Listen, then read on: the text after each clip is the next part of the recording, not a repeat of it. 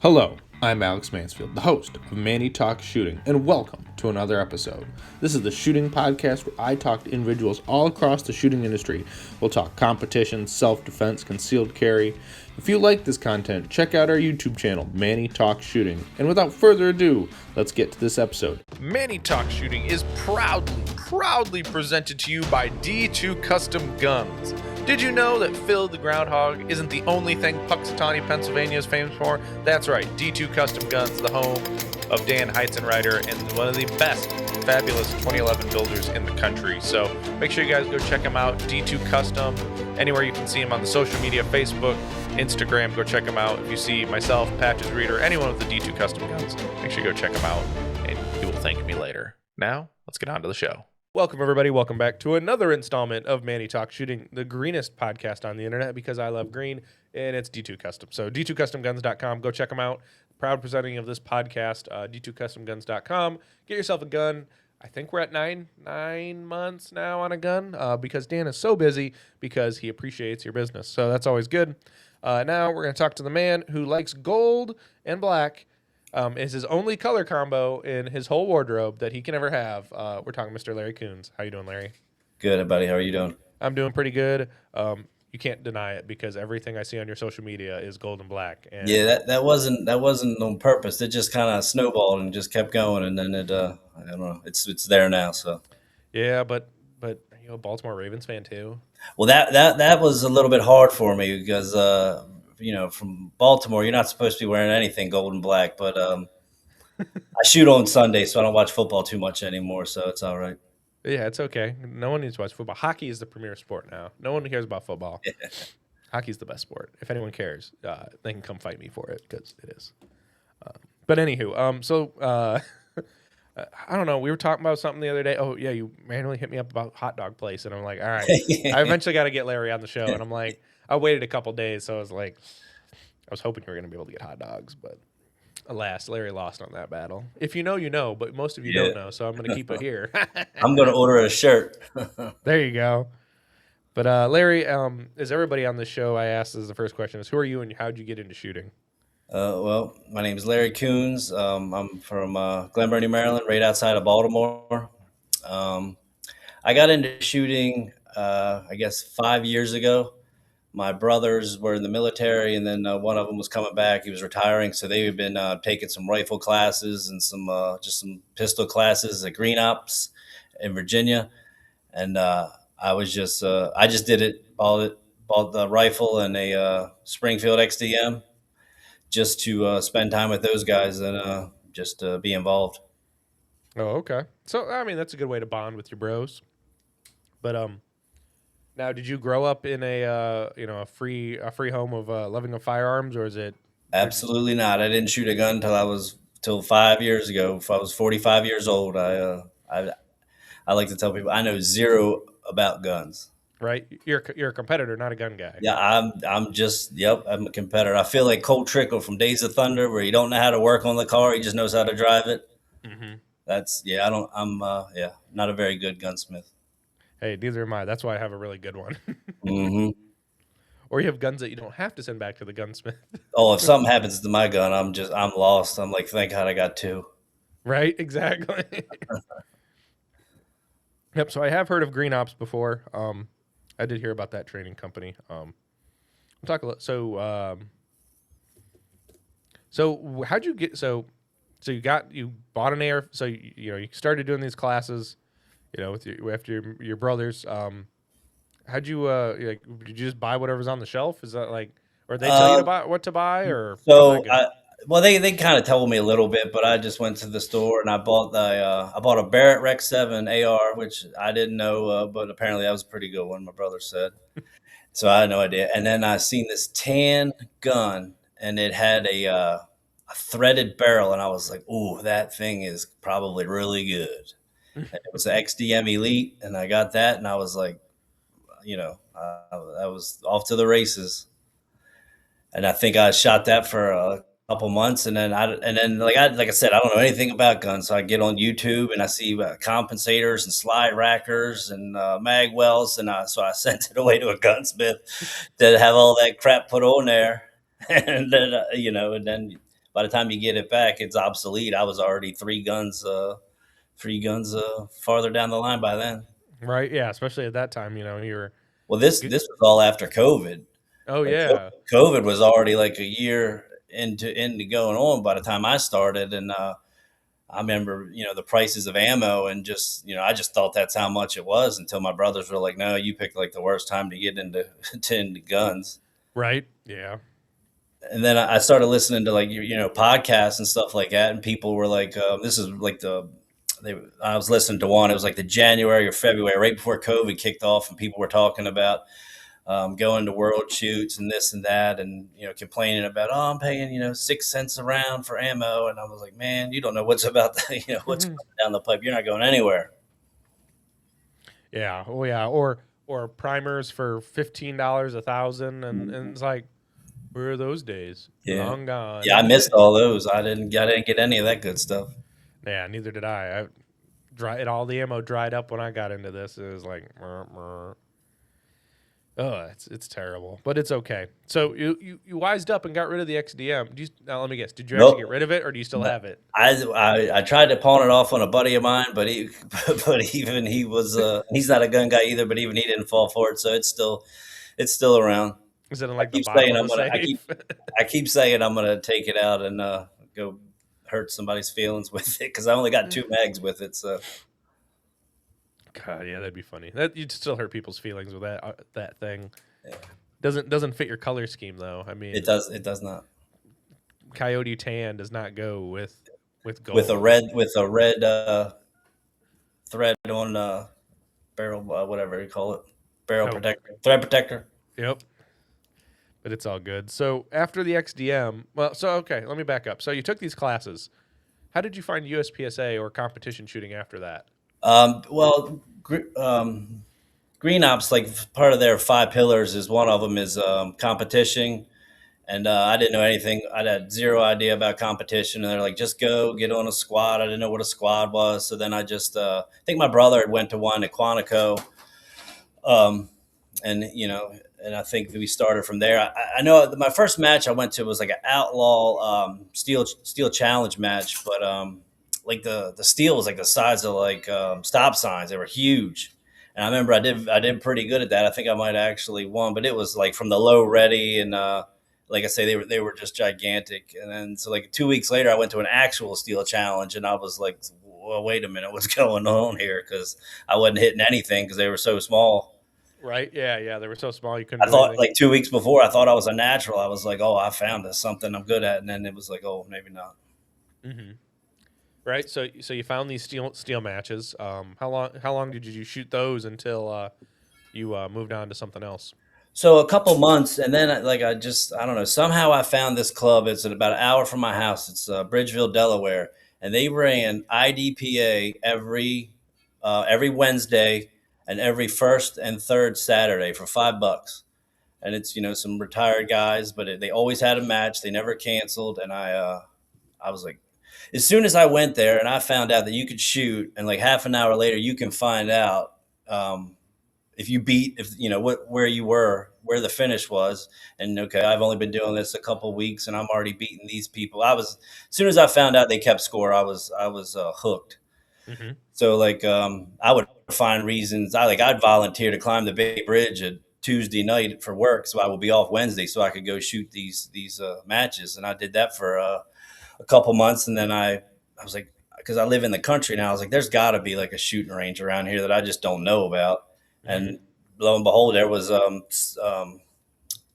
USPSA match like 9 miles from my house, There you go. so I made my way over there and shot USPSA, and then I was like, oh, it's even and and I've never stopped since that first match. It's like I was shooting two matches a weekend, every weekend if I could find them. Yeah. Now, $5. I wish I could shoot a match for It's five still bucks. it's still $5 to this day. If I get a rain day or if I work a night, I still go there because these guys they're just old cranky. They're arguing and they're just hilarious. You start at like 8:30, you're done by 12, and it's $5. It's a It's like great the deal. old. It's like the old guys who shoot like trap or shotgun all day, Mhm. right? Like Yep. they just go out to. That's what they do. Yep, they You do know, that, and afterwards they go get pizza, and it's the same arguments every Wednesday. If I don't make it for a couple months, it's the same dude, same arguments. right? You're not missing anything. It's like a soap opera that when you were a kid, you stay home from school and it's the same people and the same storyline. Yeah, exactly. It's okay. It's all they all fantasize about Fabio or Hmm. whatever. Yeah, it's like is what it is. But yeah, no. So that's cool. So you got started in IDPA a little bit, and then you found the USPSA club 9 miles from your house. That's got to be pretty exciting. Like Yep. I still don't. I can't find anything that close. Yeah, I'm really lucky here because I got that one. I'm about 2 hours from York, 2.5 from Thurmont, 2.5 from Ontalani, and those are major matches in the whole country. They're top tier matches. Yeah, yeah, and that it sucks that it's that far away, but you're at least centrally screwed on the time frame. Like you're like you got to drive no matter what. It's not like you got a really super close one. Yeah, but like yeah, I don't know. And then I've driven some pretty far distance for just a silly local match. And every year I tell myself that I'm gonna stop doing that and practice more. And then like I said, I like the competition more than I like shooting. So every year I keep going to the same matches. So Right. Well, and as you mentioned, Thurmont, Ontalani, York. There's always top heat there, especially in that oh area. yeah, Like yeah, yeah. Area 8, you are very lucky because you are densely populated with good shooters. They're Like everywhere. you don't, and you're fighting in to get into matches. Like we Yeah, talked pre-show. Like yeah. if you get in, you get in. If you don't, you don't. Yeah, I'm pretty lucky now that I usually get in, but they know that I help set up, I help break down, I RO, and don't cause any trouble. So I usually always get in. Right. And So there's major shooters in all these matches. You got some really good shooters, and then I'm like 2 hours from Quantico, and like every couple of years they march out a batch of new Marines that are kicking my butt. So yep. Well, that's what they're supposed to do, I guess. Right. yeah, yeah, They got to go fight the Army Marksmanship Unit, but the problem is yeah, the Army Marksmanship Unit only has like 3 dudes. yeah, But then, well, at least on like the practical pistol side, there's still 3 gunners. But like the Marines, they're like, well, we're gonna show up as a whole squad, probably the best squad of the whole match because yeah, if they don't paste, the other one's ragging on them, yeah. and they let them know it. It's like, but Well, I'll see the new guys, and I'll be like, yeah, yeah, I'm doing pretty good, and then I hold my own, and then they disappear for like 5 months, and then they come back, and it's like, good, what? It's just crazy. right, and then they're always they grow tall, like they leave for 5 months and they grow a foot, right? It's like Yep. freaking weeds. Yeah. Now, if you had to, now I have to put you on the spot, but if you had to pick one of those matches to like you will never miss, which one is it? Probably York. Yeah. Why is Yeah. that? I just like it's a really good culture. They're run very well. The stages are, they're built so good. They have such a good setup crew. They got like 10 people that go there and set those things up on like a Friday. And it's Russell, he's in charge of it. And they just got a whole. It's ran very well, and I appreciate a well run match. Now, do you kiss the Emperor's ring while you're there? No, I haven't had to do that yet. That's So, not yet. so I worked IPSC Nationals with Russell. He was the range master in the zone I was in charge of for stats at IPSC Nationals at Cardinal. And I'm like, instead of range master one, I'm like, Emperor, are you there? and Troy came over the horn like, did you just call him the Emperor? I'm like, that's his name, isn't it? I thought that's what his shirt said. I got a kick out of it. And Russell's like, Yeah, he just he knows does. that. He does too, I think. And he's like, he knows what I'm supposed to be called, something like that. And I thought I was going to lose my privileges once. He gave me one of them. What's that? That Perrier. yeah, I told him. I said, "Man, this tastes like I'm drinking static." And he's like, "Oh." I always do appreciate a free Perrier. I only get about one a match because I'm not one of those people who'd be like, oh, thanks, and come Yeah, I back had when one. I had one, and that's enough. I don't even mess with it anymore. I don't want to waste it. I don't mind it. It's when I need a drink like a refreshment, I'll go see Russell and be like, I need one. Not like I want one, but I need one. Well, Well, that's the thing. I think people.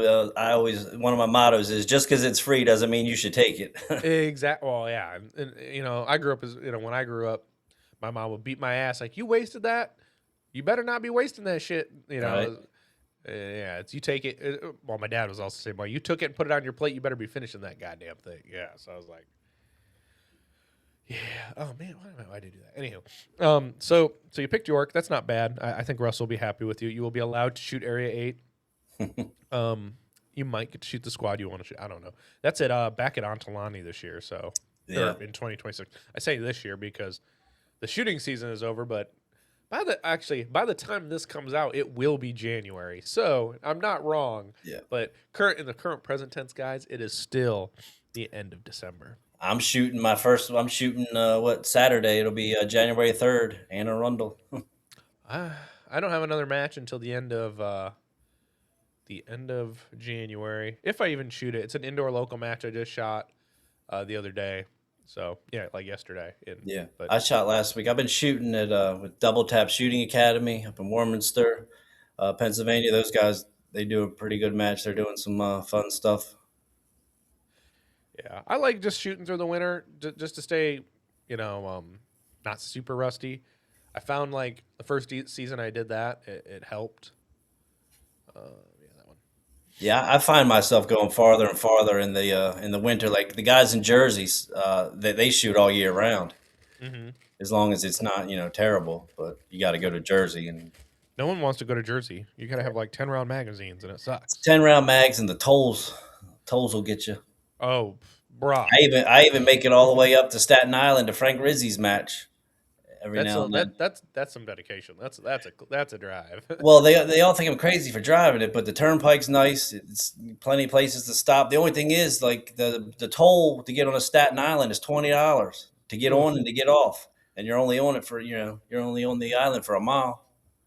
Yeah, But I those guys are funny. They make me laugh because they are the best cussers in the world. are they? Oh, they like freestyle cuss. They put words together I've never heard before. Well, they are from Staten Island. Yeah. The last time I was in Jersey, I had to go for work, and it was December, and I looked up on the USPSA map from where I was at. I'm like, oh, because I went to the Poconos area. I went to Bethlehem. Hmm. It was Allentown was the town we were really in, but it was around Bethlehem. But we have a facility there, and I'm like, oh, I'm not that far from goddamn Antalani. Why am I in a non-shooting season? It's funny. I did as soon as I got into Jersey, I had to call Hempel. Of course, he didn't answer. Was probably out on the boat. It was dark. It was like late at night. It was like 9, 10 o'clock. But I called him and I said all the people in your state fucking suck at driving. Yeah, I He's only like, drive on the turnpike and I get off a mile and then I'm back on it. well, and the worst part is I had to go to. I flew in and out of Newark because I didn't want to go.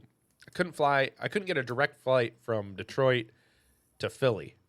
So I had to Mm. go. So I went to Newark and then had to cut back. I mean, either it was like the same drive from either airport to where I Yeah. was going, but nevertheless, I don't like Jersey because then I can't pump my own gas either.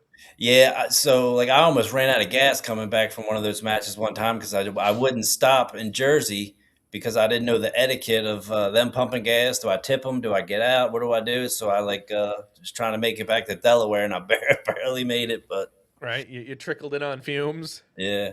And well, then I asked them next time I was there what the etiquette was. I was like, "Do you tip these guys?" They're like, "Yeah, no, you don't tip those." They, They get paid in like minimum wage or something, yeah, but the minimum wage is probably like $20 an yeah. hour. I'm sure it's yeah. Just stand out there and hold the gas pump and take Yeah, your well, I was credit like card, wondering, like, how do the Harley guys do it? I know they ain't letting them guys pump gas in their custom Harleys. I know right? that. They just got to stand there and look like they're doing it right. Yeah, right. Well, and it put $5 worth of gas in the damn. Yeah. So, oh, where's I going with it? Okay, so you're shooting all these matches. You pick York. I have to keep remembering this because Russell will quiz me later. I guess I don't know. No, I don't know. I really don't know. But so after the XDMs, you went on a couple different guns. Where did you eventually land? Like as your main competition gun for a while. So like my whole first year was like pretty much just, I went to a Shadow Systems, but that was having problems. It was the mags were dropping out. It had some issues. I got it pretty when it was first released. So from there, I got a Shadow 2 orange, and then shot that for a couple months, and then I sent that away to get the reach reduction kit, and then I think I went to a P10F, then the Rivals. It's been a whole journey. Right, and then didn't you eventually go to the Walther steel frame? Yeah, this past year for carry optics, this last year I've been shooting MPA and the Walther for my carry optics. Gotcha. Okay, I thought I remember that. Okay, so did you shoot limited optics once it became a provisional division in 23, or did you just kind of join limited optics? No, so what I did was I bought a DWX, and I had this was like in December, and I think in March or whatever they announced the limited optics. So then I sent it away and got it milled for a red dot and all that, and then I went straight to shooting limited optics pretty much once it was a division. Gotcha. I think that's where everyone goes nowadays because it's a carry optics gun with a magwell like you're going to see out of the box from a store. Yeah, like I said, I didn't even know I bought the DWX because it looked cool, and I thought, like I said, I've only been shooting guns for 4 years, and now that I want to shoot them all. I see something shiny, and I'm like, I want Mm-hmm. it. Well, that's smart, right? They're shiny. Wow, that's what you need. You need your MPA is it's a black with gold accents. It's not the other way So I around. have the silver one with gold accents, and then I have the black V2 with the gold accents, but that's with Dan Fettyberger right now. Good Guys Guns getting taken care of. It's going to be a little different when I get it back in February, hopefully. Yeah, well, that'd be cool. I had Dan on the show. I think at the time, I think he was still doing SIG triggers, Yeah, but no, it's cool. I mean, even though he's behind enemy lines in Jersey, silly Jersey. he's way up there in Jersey. Yeah, but that's cool. I'm excited to see how that comes back for you and all tricked out for you. Um, Yeah, should be matching my range panda holster pretty good. yeah. See, all right. Now, how much time have you been able to play in your range panda holster? I've been dry firing a lot. I shot with it last week, and of course, every stage was draw and then run 10 feet, so I couldn't. You can't see what it can do. But and plus, it's so cold. I got on so many clothes. I'm excited for that thing in the summertime. Oh yeah, I shot indoors yesterday. Oh, I'm like it was buttery smooth, right? Well, I'm impressed with like how sturdy it is when it's locked. Mm-hmm. It's like you would think just by how tight it is when it's locked that it couldn't be that smooth. But like I said, I'm not mechanically inclined like that. But they really built something nice. Oh yeah, like you pull it straight up, and it's like you're not even there's no resistance, right? Like on most every other race holster, there's some hitch, there's some click, there's Yeah. some snag, right? That thing it just comes out. So you barely have to lift it. And I was dry firing with it for like a week, and then I was like, well, let me do some draws with the carry optics. So I put on my regular carry optics rig, and first draw, I didn't pull it up far enough, yeeted the gun across onto the bed. I was like, ooh, I guess I need a little more practice on that. Right? Oh, but no, his holster, their Gianni and Eric's holster, is phenomenal. I mean, I'm a little disappointed that I waited so long to get the green one like I wanted, but I'm also like I'm happy because it's green, but I'm like, damn, I needed this sooner in my life. This is like it waited too long. I wasn't even like, because they were selling out so fast, and I wasn't even. I was like, I'm just going to wait until it dies down. And Hmm. then he got a hold of me, and he said he had a black and a gold one, and so I knew the design that I wanted, and he had already had like some of my logos on file, and I knew exactly what I wanted, and he sent me a message. He's like, "How's this look?" I was like, it's exactly what I was going to ask for. It was just crazy. Oh yeah, it's and I shot. I used to shoot a double alpha holster, like the old ball mount that was super short, right? And Yeah, my first my first gun and its thumb rest was all shaven to shit because it kept grinding on the yeah. holster body and I like the hanger. But no, their holster is phenomenal. And the best part is like the lock is super intuitive and it's super easy, right? Like so you put the gun back in the holster, you just flick your finger back up and it's locked, right? Yep. It's not like I'm digging like on my other holster. You have to dig for the lock to flick it down or up. It's like Yeah, I was using the double alpha flex, and then I was like, and then I went to just the big dog steel or whatever, and then but I was like, I'm scratching up the gun, and I was like, the draw doesn't really matter. How often do you do it? And now that I got this thing, I'm like, oh, it definitely matters.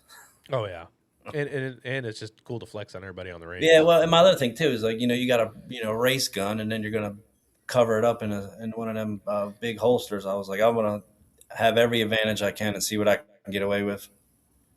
Oh, 100%, absolutely. Pretty freaking holsters, I will say. But I'm also like, I'm kind of bougie on mine. Like, I'm trying to get everything color coordinated because I wasn't smart when I first set up my rig. I was like, oh, it's not color coordinated, but I'm working on it. Like, I gotta get another green pouch or something.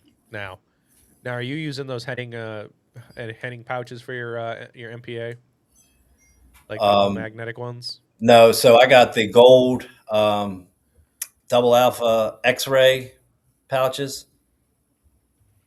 Of course, you would get the gold ones. So, but then last week I was like, I don't know, I just wasn't liking how they're too close to my body. I wasn't liking it, so I ordered 3 Hennings, and they're in the mail right now. But I was like thinking about where I could send them to get them gold, or if I need to.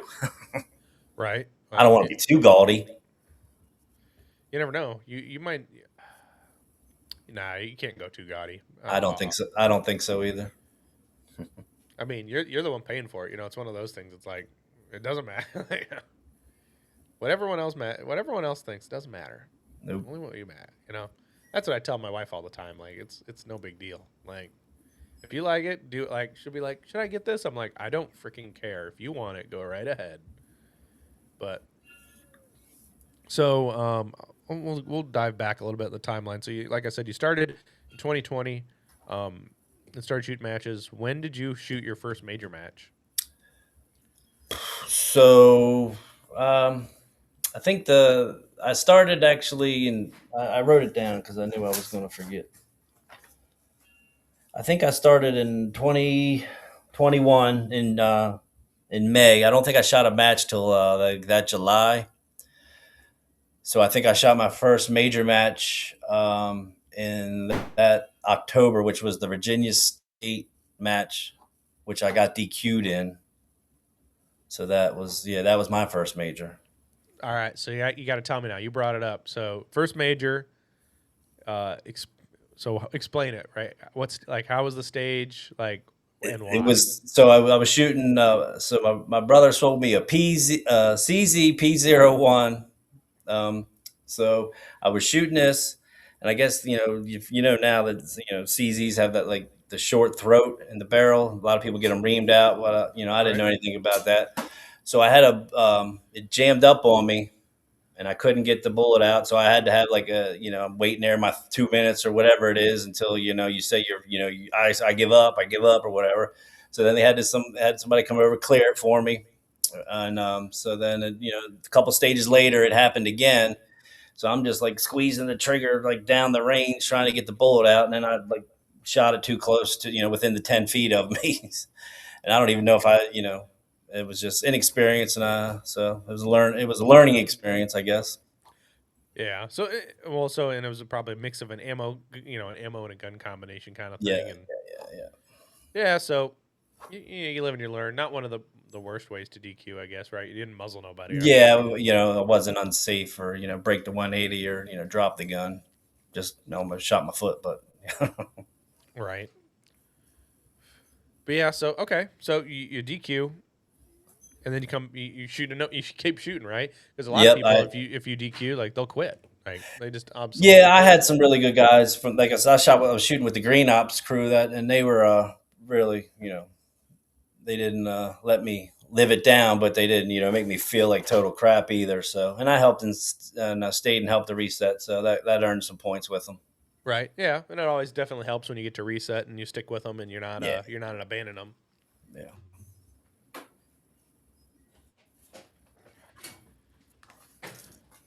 for you silly people, I had to let my doggy out of her box. So, of course, my cord's not quite long enough to do that while leaving them on, but it's all good, people. You won't hear it anyway. No, you will, because I'm too lazy to edit it out. It's okay though. No, so yeah, that's good. And the Green Ops guys, they helped you out, and you kept going, and you stuck with it, right? So you know Virginia, of that year, and then you kept on the horse. So since you started shooting, what is your training schedule like? Like, do you dry fire about every day? Is it when you feel like it? How's your schedule? Um, I shoot a match every Saturday and Sunday if I can find one. Definitely in the summer, I shoot most weekends. I dry fire a little bit, but nothing crazy, nothing like. Yeah, it's probably more of a putting the belt on, do like 10 draws, sit down, watch half of the King of the Hill, do a couple reloads, then realize you've been sitting there for 45 minutes, and then start over. God damn it, Bobby. God damn it, Bobby. Every now and then I'll take some time. I like last summer when I was actually doing pretty good. I don't know why I stopped, but I would set up targets in the backyard, and that seemed to help me a lot. I started off pretty strong last spring, I think, and then I just got away from it for some reason. Right, because you also went to the Caribbean Open last year, didn't you? No, the year before we went, yeah. Oh, okay. Yeah, so it was warm and nice and Yep. not crappy cold like Yep. Maryland is right I'm going down to the Ipswich Extreme here at the end of January, so I'm looking forward to that. right. Oh, and at Volusia. Yes. Nothing wrong with that. Nope. Get out of the crappy cold weather and you can go to Disney. Well, I don't know. I don't know how close Disney is to that range.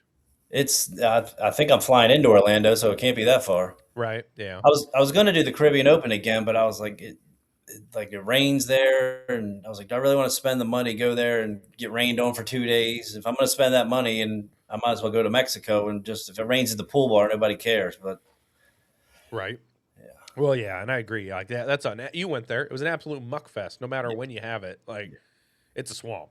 yeah, Wow, it's a mud swamp. But I remember one year they literally somebody posted a video. I think it was Mason Lane. You could just see all the water coming down the road from the top of the hill to the bottom, and it's like, oh yeah. Lord. Yeah, I seen they were running through. You couldn't even see their feet. You couldn't even see their shoes. They were in such deep water. This is why you shoot open and not have to drop a magazine in the mud. Yeah, And be like, if I'm dropping one, I'm not picking it up. right. And then by the time all the mud and water recedes, someone's like, "Oh, look at 10 Oh yeah, MBX mags." finding all kinds of good stuff. Right? It's all rusty, but we can fix it. Yeah. So, yeah, I think I remember one of your first stories I saw is like you'd put all your targets out on your backyard, or Yeah, I started that like last February, and I did it for a couple months, and I think I'm gonna get back into that this spring. yeah, nothing wrong with that. And especially when you got neighbors either that are cool or fences high enough where they can't see what you're doing. Or well, you said you live in the middle of nowhere, so We still got a couple of people around, but I kind of put the targets out there, and then I duck myself into underneath of the overhang, so hopefully they right. can't see me. Well, who cares? It's your own property. Tell them to fuck off, right? Yeah. But yeah. All right. So so you shoot about every weekend, twice if you can on the weekend, and you train when you can. So you said you're all about competition, right? You're not a gun guy, you're a competitor, right? Where Right. did your competition or your competitive drive come from? I mean, I've always played sports. High school, a little bit after high school. I played football till I was 33 years old. Played all over the East Coast, softball, baseball, anything really. Okay. Now, which would, if out of all those sports, which one would you say was your primary sport? Football. Okay. Why is that? I guess it was what I was better at. Right now, okay. Well, we'll take it back even farther if you can remember that far when you were young. Was it because your brothers were in football, or No, they were younger than me. I was the oldest. okay? Yeah. So, what made did your dad sign you up for football and say you're doing football one year? Yeah, Was it just a, yeah, just it was that was just the thing you did when growing up in the '80s, and you play football season, you play football, baseball season, you play baseball, and then winter you played basketball.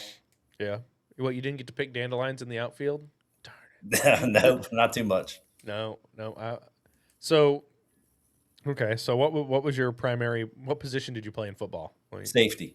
Okay, you're a safety, so had to be fast on your feet, had to be able to move, had to be able to turn. Right, things we need in our practical sport. So it kind of That's helps you. that's what I said. Like I'm just athletic enough to shuffle 5 yards back and forth and do all right at it. Right. All right. So okay. So that was So that definitely helps out, right? And some people, right, they aren't competitive, but they're really competitive at this, which I try to figure like I try in my brain I try to figure it out, right? So it's not a lot of people played sports, but the people who did play sports growing up, they find it for a certain different reason, right? Now, did you prefer a team? Did you prefer football because it is a completely team sport, or are you like I like to solo myself out kind of thing? Yeah, no, I like the team. I like the team sport. I like being with the guys and having fun. And but this is the first because I ran track too, but that I was always on the relays, but that wasn't. I just did that because I was good at it too. But I think this is the first thing I've ever done by myself, and I do like that. I think. Right now, for myself, like I grew up as a swimmer, right? So I was a competitive swimmer. Yeah, you're on the team, but Yeah, it's you're doing your own you thing. it's you Yeah, in the water, yeah. and you're doing your thing, right? So and I like that a little bit, but I do agree like the team sport atmosphere, you know cheering everybody on. If somebody messes up, somebody can fill in, and like in football, somebody misses a pass or a block, right? You can fill up that hole. It's not the end of the world if one person messes up, but if everybody messes up, then it's a problem, right? Yeah. Or your coverage is wrong, and or you didn't blitz when you're supposed to, or yeah, I exactly. like going to the match and or you see, okay, it's weak hand or strong hand, and if you know how you're going to do at it, whether you put in the work or not. Hmm. And you see the people that start shaking their head and whining about it first thing, and you're like, well, I guess he didn't dry fire weak hand then this week. Right? Or it's the old guy shooting PCC. You mean I gotta run, Yeah. or I gotta load my PCC on the clock? Now, mind you, the little Asian lady B will whoop everyone. Be like, she'll be angry. Everybody. I should have wore my shirt for you. I'm sure you'll see it sooner or later. I got a T-shirt made. It's got B's face on the front and the back of it. I've been saving it for the first York match in March. There you go. I met her the first year we did Buckeye Blast in Cardinal. It was 2023. It was staff reset, so it was that squad was whose squad was that? Because I know. Oh no, so B was on a different squad because that was the first time I met Gelnet in person. It was Gelnet, Larry Bird. We're on a squad with like some like Andrew Hyder from MPA and a couple other heavy hitters in open. But and then B and what is his name? Honey Ray Ray, her Yeah, husband. Yeah. yeah. She was giving him so much shit. Oh, It was hilarious. that poor guy. He's a saint. He's got to put up with it though. It's pretty funny though. So she was ragging on him, and then we went out to dinner with them. Right, so it was like Chris, Larry, uh, um, yeah. Anywho, and then B and him, and it was a hoot. Chris is fucking with everybody, and then it was a good time, right? Because it was that restaurant right there off the property or on the property. Like if you Hmm. turn in right before you get to the Shotguns or right after you come out of Shotguns, it's that steak pizza place. It's pretty good, but no one was safe at that table. Everyone Oh got yeah, yeah, yeah. I see them at least twice a month. Usually, they're yeah, always fun. yeah. Just she's the stats queen. She'll delete you from the match if you piss her off enough.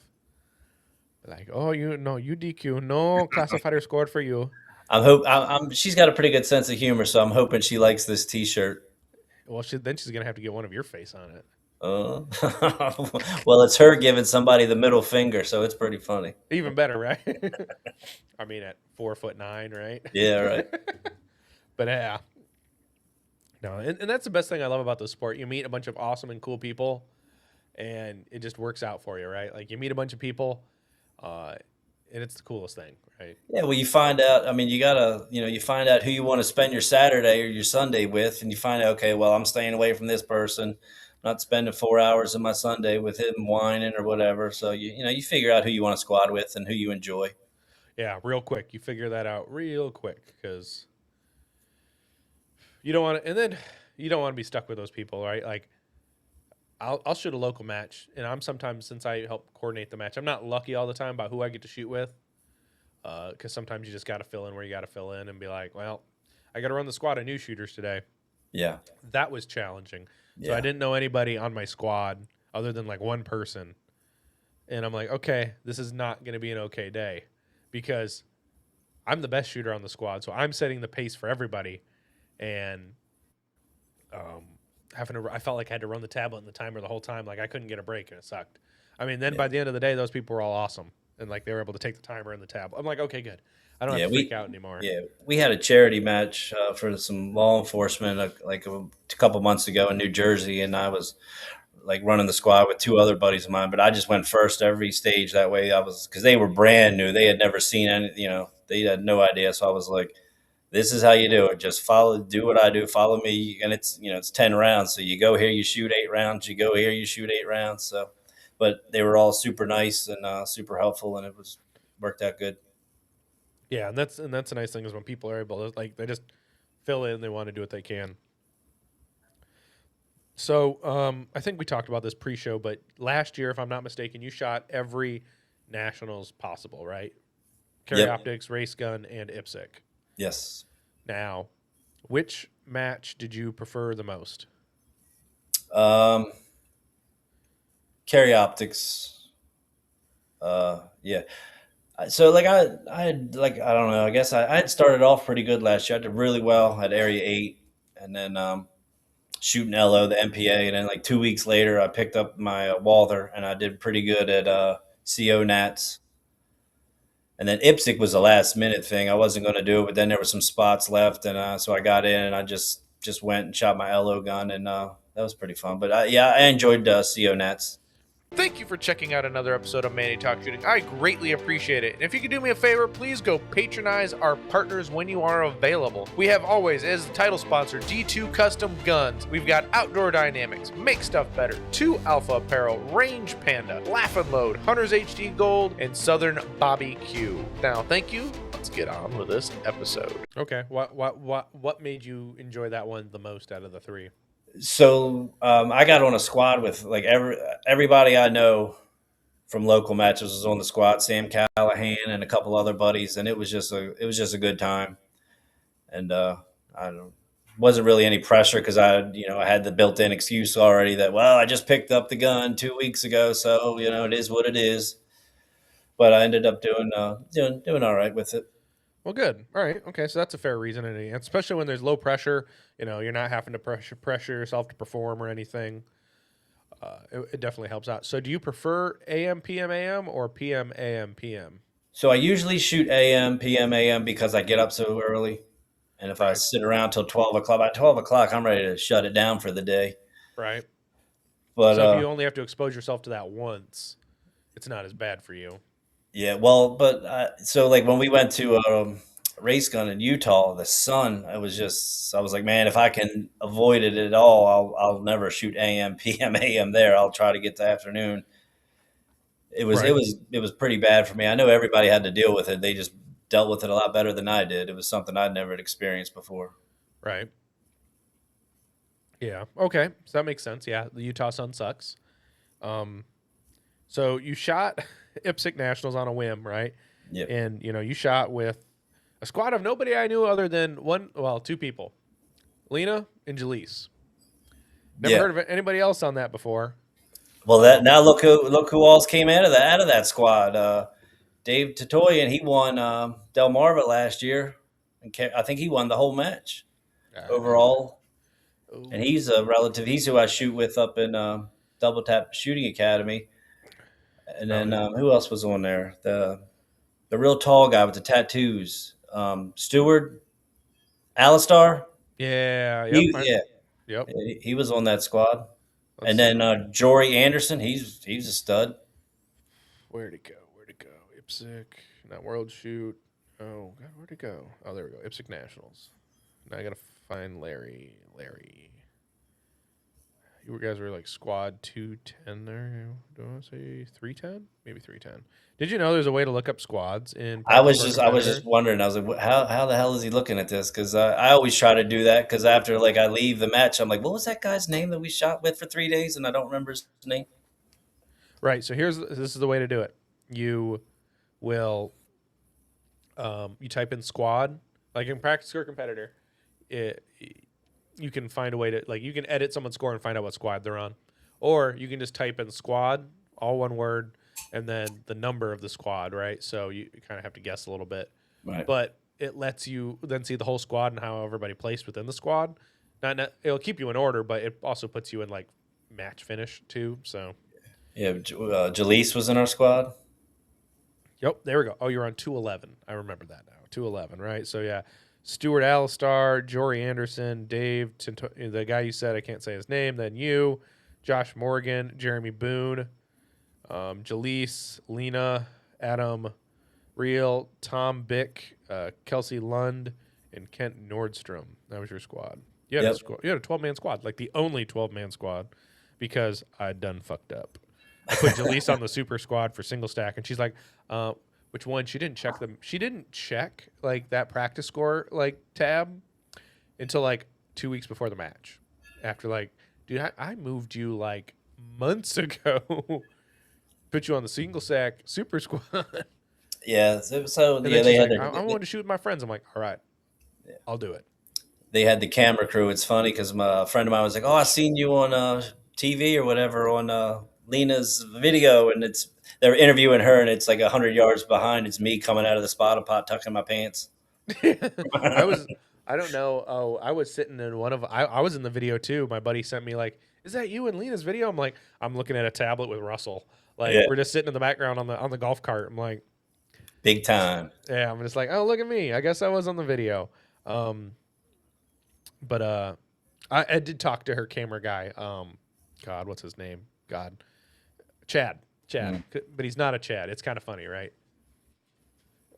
His name is Chad, but he's a good guy. I remember him from Greenlight Shooting when he did his own. He was doing the shooting content and filming it. So I told him, I was like, I appreciated him doing all the content and whatnot. And he does a pretty good job, so I can't complain. Yeah, the videos turned out nice. Yep, he was super cool. I didn't know that not Jaleesa, Lena's magazines were too long for the division she was shooting. So like her and Jeremy had to have her like new mags overnighted. Yeah, she failed had a them. little bit of. It seems like she had a little bit of gun trouble that match.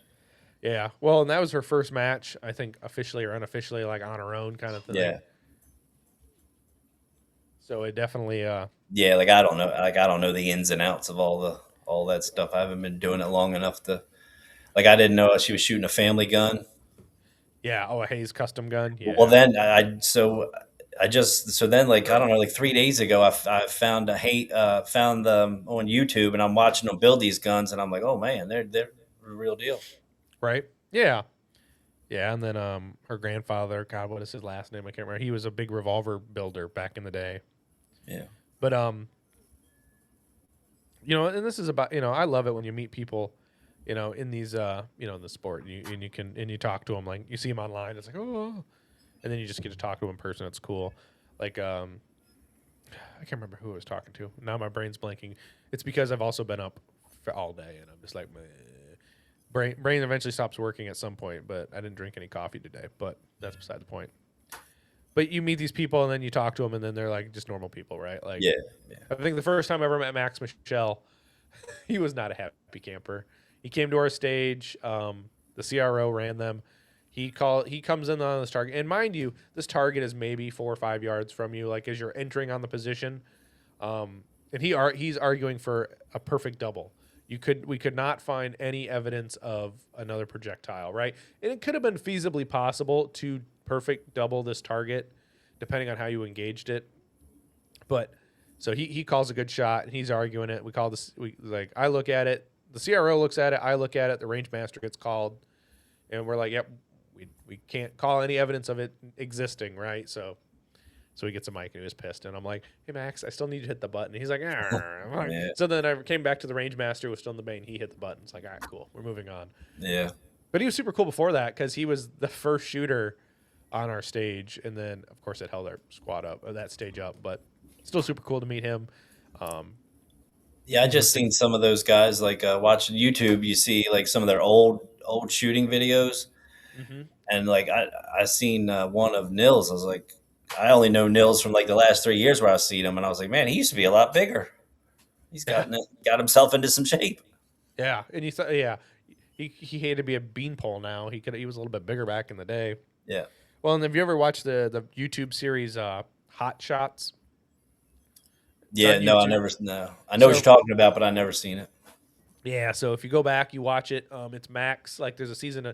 It's like Jerry. It's Jerry's in all 4 seasons, but then it's like Jerry, Casey Eusebio, some archer guy, like exhibition archer in the first season, and then like the second season is Jerry, Max Michelle, Clint Upchurch, a 3 gunner, and they follow them around the country going to all these big matches and stuff. It's a super cool TV series, and there was 4 seasons. Season one, season two, like you meet Jerry shooting a revolver championship and whatnot. He's like the biggest revolver championship at that time, and Max and Casey are going out trying to win like Steel Challenge before it was bought by USPSA kind of thing back in those days. And then like I want to say season three is when Max tries to win nationals, Steel Challenge, and the Pro Am matches all in one year, get the Triple Crown.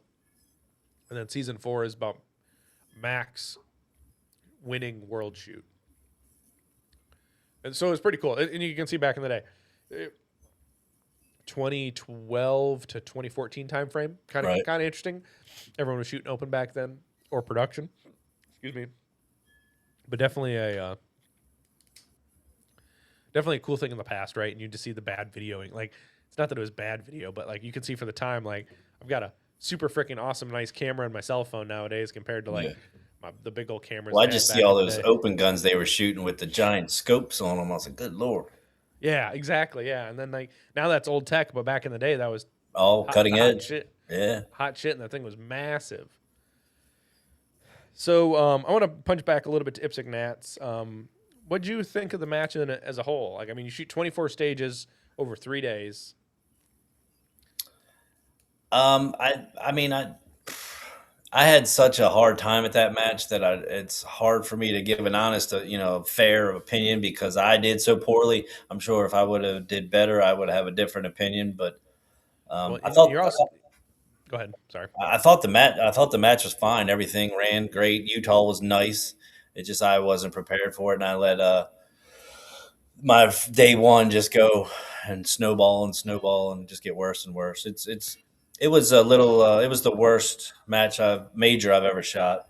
Mm-hmm. And that was the first time I'd ever been on a squad where I was obviously like the worst shooter. I've never had that before, but my squad was pretty stacked. And then I just kept digging a hole, and then didn't get better. Right. Well, like at nationals, like 69%. Not the place you yeah, not the place you definitely want to finish, but you survived. No, because right? there was people that beat me that have never beat me before, and that I beat pretty good just a couple months before. So I just I don't know Now, what the deal was. now your accuracy didn't look bad. Now, is it more of a time issue, like on a pace? It was I like I said, my first stage I had I think 14 alphas and 11 charlies. So that's how I started. Then my second stage I just couldn't see. I kept having to take makeups because I couldn't tell if I was hitting the target or not. I couldn't see the target or the dot. Mm-hmm. And then it Right. just snowballed and my very first stage of day two, I was the first shooter. I knew the stage very well, so that was probably the best stage I had. So I was like, all right, I'm back. I'm going to dig my way out of it. I do belong here. I'm as good as these guys. And then the very next stage, I had a popper that didn't fall. I lost lost calibration, and then it was just back downhill. Right. Yeah, and that's the unfortunate part too, right? It snowballs and you can't make up this ground. But yeah, and then like by day three, I was like, and these guys are great shooters, and instead of like paying attention and trying to get any little advantage that I could, like they were, I was just like, well, I know where the target's at. I'm just going to go and shoot them instead of trying to cut out little positions here and there. I would just wanted the bleeding to stop. Right. Well, and I'm looking at your squad. Yeah, you did have a stacked squad. You had Isaac McLaren, who came in fifth in the match. Limited optics. Darren Byers, but yeah. Ryan Lee, Dr. GM Sam Patel. That's his name. Like Yeah. I will always call him Dr. GM Sam Patel. Yep. He's like, God dang it. It was always funny because um, whenever you see him locally, he's with his employee Janelle, and she shoots too, and I'm like, she's like who saved your life, Sam? She's like, Janelle did.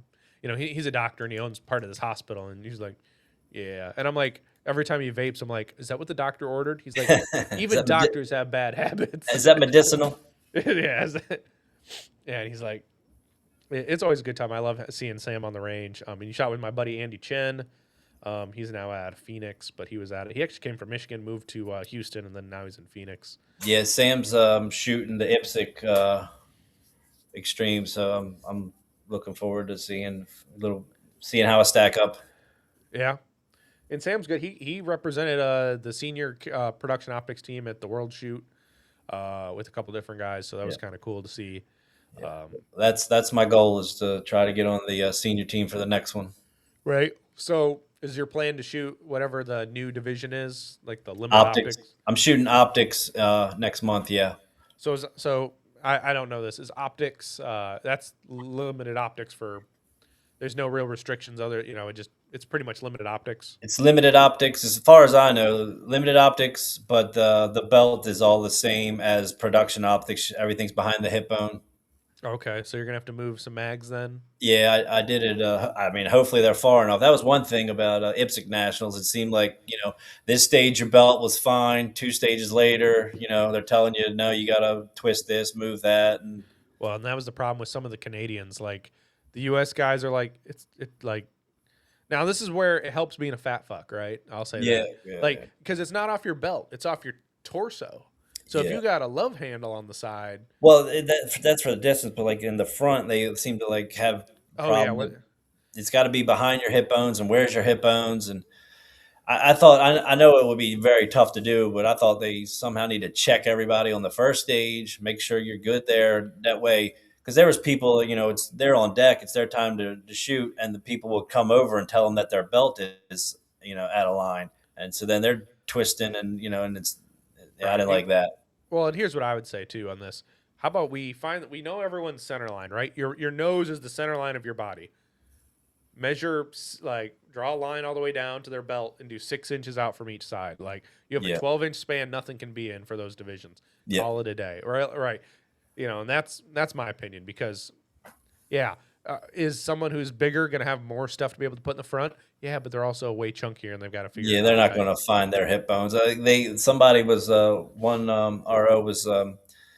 Checking Jaleese Williams, saying her stuff was a little out of line. And I was like, if there's anybody that knows where their stuff goes, it's the girl who's been to, all those world. Right, exactly. Yeah, and nothing against all the some of the ROs, but yeah, they got a little. In my opinion, yeah, that was one of the big things on the survey. That was like, this had to have been better. I know, and I understand that equipment check was not done very efficiently. Because they didn't have enough stations. I mean, that was one of those things. If I was going to be there, that's what I was going to be doing. Helping with that, get that flowing through. And the building was not really set up for it in the best way either. Yeah, that's what I know. It would be. I know it would be difficult, but I think they need to come up with something a little better, because I didn't know, it was my first time, so I went in there with my belt on, my mags empty, but my mags where they were going in my belt, and then the guns in the case, and they were like, "Oh, I don't need all that." I'm like, "Okay," and then he just wrote down what I had on my belt, Right. but didn't Well, measure me, because I was like, "Do I look good? Can I?" But I was shooting open minor anyway, so it didn't matter. They didn't check me for anything. right, exactly. Yeah, the open division is I think the only division in Yeah, you can do whatever you want. right in IPSC, which is nice because except the fact that your mag's got to be a little bit shorter. Yeah, I Like think I was 7 or 8 in open senior. and there was a lot of open shooters, right? Yeah, Like yeah. let's see, you finished 70th in open. Now I'm just curious, how many open shooters were there? Because I'm curious. Let me scroll. Oh, too far. My mouse is really good at scrolling, I guess. Got one of them fancy like drafting mouses, so like Mhm. I don't have the button click, so it'll just go spin. Oh my god, there we go. 157. So you were definitely above the 50% mark in open. So that's something, right? Here you go, right there. Yep. Senior. You gotta let a super senior. My buddy Robert Weinberg beat you, but it's okay. He's a super senior. He's actually a decent open shooter though. I won't tell that to his face though, because he called me. He's like, "Man, the Sipsic match doesn't look legal."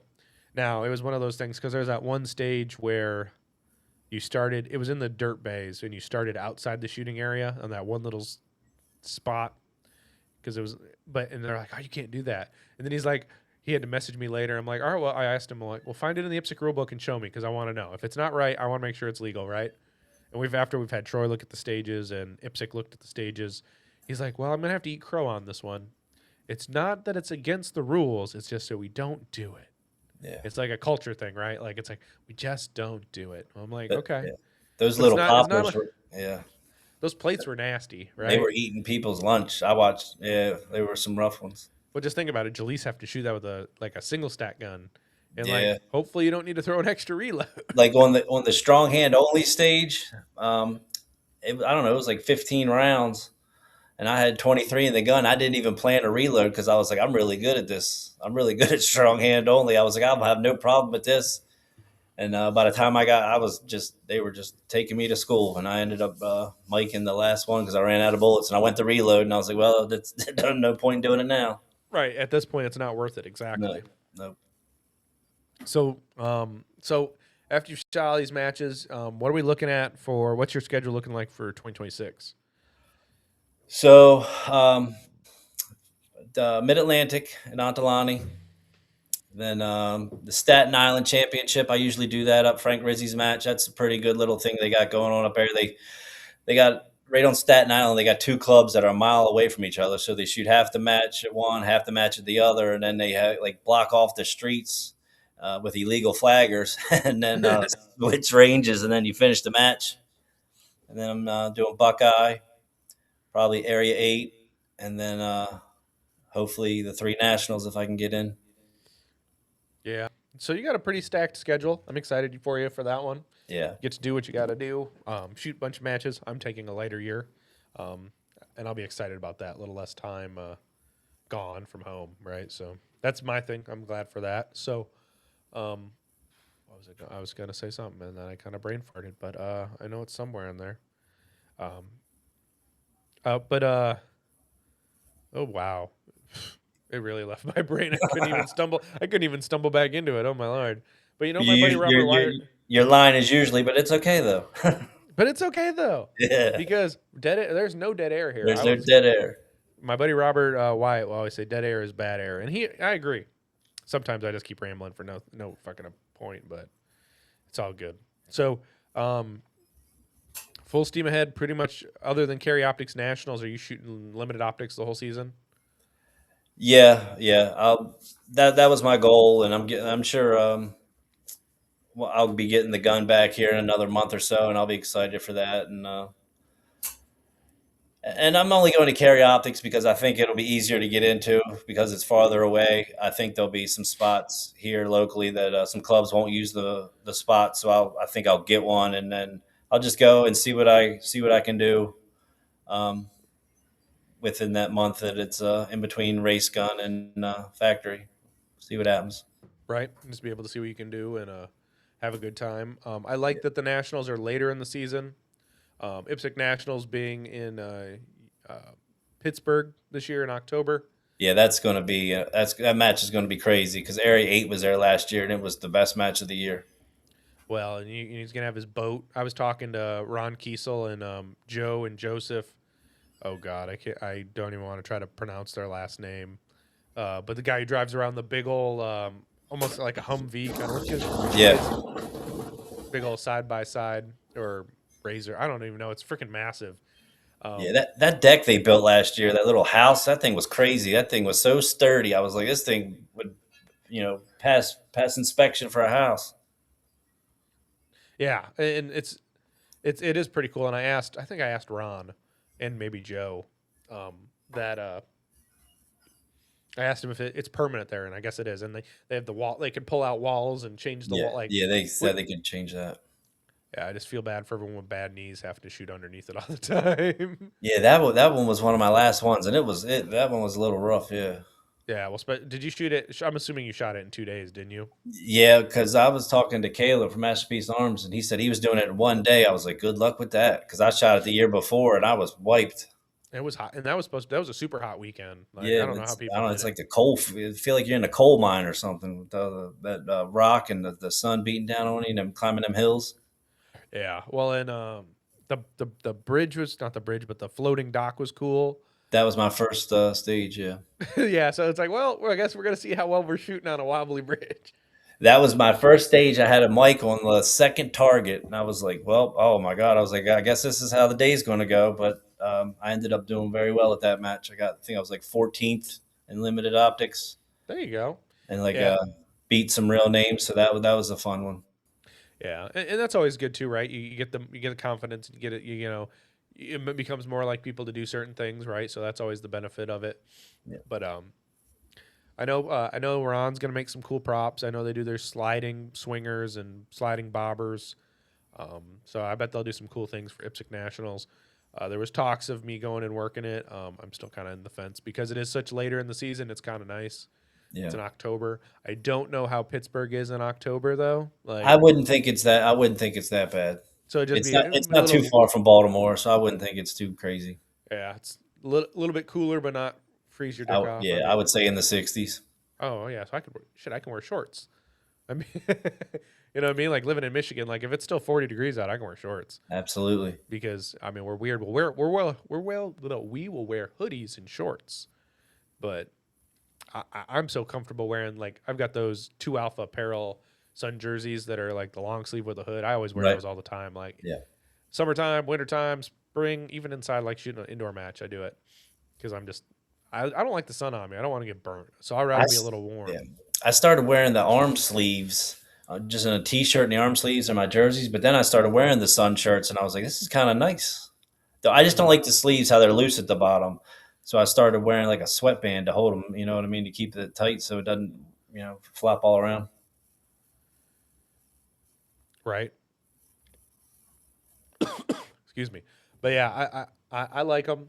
Yeah, but yeah, I agree with you. I don't like them being super loose. But I always end up doing like this stupid thing. Like I'll push the sleeves like up my arm like this, right? Yeah. So they're like for the camera, like they're like I would call them capri arms, Capri, right? yeah. So I'm not dragging my gun all the time through like the grip of my gun on my shirt. Yeah. But it's just enough. But then if I feel like I'll just pull it back down. Like Yeah, just keep that's it why safe. I started wearing the sweatbands, because they stay in the same spot the whole time. Yeah. Well, shit. We need to get like the old sweatbands, like the cotton one, like the one. That's what I got. I got it like a pair of gray, white, and black. I got them off Amazon. They're literally like the 1980s, Yeah. the thick cotton ones. Yeah. I, and then you got to wear like, but you also have like a basketball jersey, like shirt, like with your logo and stuff on it, don't you? Like, It's got the gold. It looks like it's got the gold chain on it. yeah, but yeah. And then, yeah. And see, you gotta have style, right? You got the style, you got your own swagger, and that's the cool part about it, right? Everyone's got their own. I like the green, I like the black, you like the gold and the black. It's all good. Now you mentioned this earlier. We talked about King of the Hill briefly for a second because now it's popped into my brain a little bit. But if you had to replace one of them in the alley, which one would you be? People say I talk funny, and they can't understand me sometimes, and I got like a slur. So I would say probably Boomhauer. There you go. Oh my God, we had a guy at our gun club. He came to do a presentation about they're doing something with the road or the bridge to get onto the property, and he sounded like Boomhauer. You couldn't understand a damn word he was saying, and I'm like, oh great, this is great. And I'm the secretary, so I'm trying to take notes of what he's saying, and I'm like, oh, fuck, I can't hear him at all. Like I'm screwed. But yeah, I definitely would not want to be Bill. No Yeah, one ever wants. Bill just can't catch a break. Now, if you could replace one of them and not, like, and you could take, I'd definitely replace Bill. Bye, Bill. Like, Dale's weird. Dale's like the weird uncle brother kind of guy that you're like, we don't associate with him, but he's still here. My favorite episodes are Dale and when Cotton. I like Dale and Cotton. Those are my favorite episodes. Oh, yeah. When those two got together, Mm-hmm. I always loved it Dale when Tech Security. yeah. Or then Cotton shows up with, what is his guy? What's his buddy with no teeth's name? Oh, Topsy. Topsy, let's go. Brooklyn, fatty, little fatty. Yeah. Oh, but I'm so glad that show. I haven't even seen that new season yet on Hulu, but I got to watch it at some point. Yeah, I watched it all in like one day. Was it worth it? I mean, I watched it. It was a lot about Bobby, which God damn it, Bobby. I'm hoping season 2. I hope they do like flashbacks so they can go and do the. And it was weird. It was weird because Dale's voice was different. Yeah, I Because didn't know that guy passed away. That guy, yeah, the and original it was voice actor, died. it was close, but it was just off enough to like annoy me. Well, just like think about it, like Hank Hill's voice changed after like the first or 2 seasons or so, Yeah. but he sounded much better after. Well, they John got Redcorn, he died too. He got killed. Yeah, well, then John Redcorn was like super bald in the TV show. It's like, oh no, the guy, the man ho kind of guy. Ladies' man, yeah. Yeah, I never understood. Like, I understand the trope they were playing with it, but it's like, oh god, this is terrible. Like, This is very inappropriate. yeah, it was still fun though. I like that show. That show was good. Excuse me, but anywho. Well, Larry, brother, I know you're way past your bedtime, so we're going to wrap this one up. I appreciate you hanging out with me. If people want to talk to you on the internet and you are cool with that, where can people talk to you about whatever they want to talk about? They can just find me on Instagram, Kouns34, or I'm on Facebook. Just reach out. Find him. He's got gold and black stuff and an MPA that's pretty cool looking, I guess, because it's blingy, right? That's it. But all right, brother, I appreciate you hanging out with me and chit-chatting with me. We didn't talk much about hot dogs, but it's all good. We talked about shooting and some other stuff, so it was all good. I'll see you, Buckeye. We'll talk about hot dogs there. Heck yeah. You know what? It's too bad is I'll be there far too long to actually bring hot dogs from that place. Swing by on your way. I'm sure I'll get up there. Maybe I'll You know- get up to the Michigan match or something. I'll get it. I'll get my damn hot dog. Or I'll go there one of these days and be like, look where I'm at. And be like, you son of a bitch. But all right. Larry, brother, thank you for hanging out with me. And to the listeners, get on and do the things. I'm going to see you on the next one.